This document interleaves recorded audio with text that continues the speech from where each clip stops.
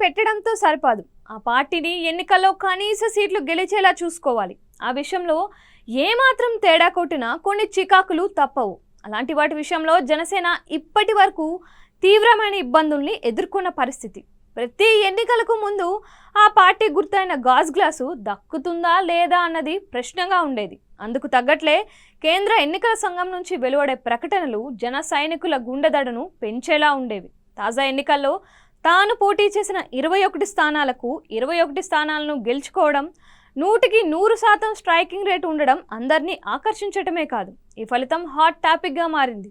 అంతేకాదు, తనకు వచ్చిన సీట్లలో సరిగ్గా సగం సీట్లు జగన్ పక్షానికి రావడం పెను సంచలనంగా మారింది. గత ఎన్నికల్లో ఒక్క సీటును మాత్రమే గెలుచుకోవటం, పార్టీ అధినేత పవన్ కళ్యాణ్ పోటీ చేసిన 2 స్థానాల్లోనూ ఓడిపోవటం ఇబ్బందికరంగా మారింది.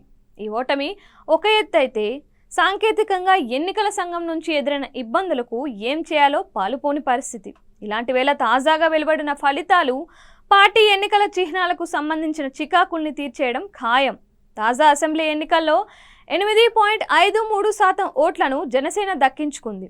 2019 ఎన్నికల్లో ఉభయ కమ్యూనిస్టు పార్టీలతో పాటు బీఎస్పీతో పొత్తు పెట్టుకున్న జనసేన 137 స్థానాల్లో పోటీ చేయగా 17,36,811 ఓట్లు వచ్చాయి. ఒక్క నియోజకవర్గంలోనే విజయం సాధించింది. ఇక ఈసారి ఎన్నికల్లో జనసేనకు 28,76,208 సీట్లను సొంతం చేసుకుంది. మొత్తం 21 అసెంబ్లీ స్థానాల్ని, 2 లోక్సభ స్థానాల్ని సొంతం చేసుకుంది.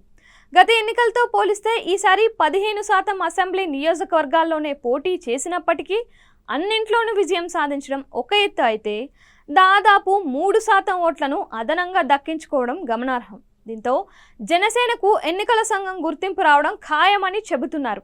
ఇంతకాలం జనసేన రిజిస్టర్డ్ రాజకీయ పార్టీ హోదాలోనే ఉండేది. పార్టీ పెట్టి 10 ఏళ్లు అయినా ఎన్నికల సంఘం గుర్తింపు పార్టీ స్థాయికి చేరలేదు. తాజా ఎన్నికల ఫలితాలతో ఆ కొరత తీరినట్లయింది.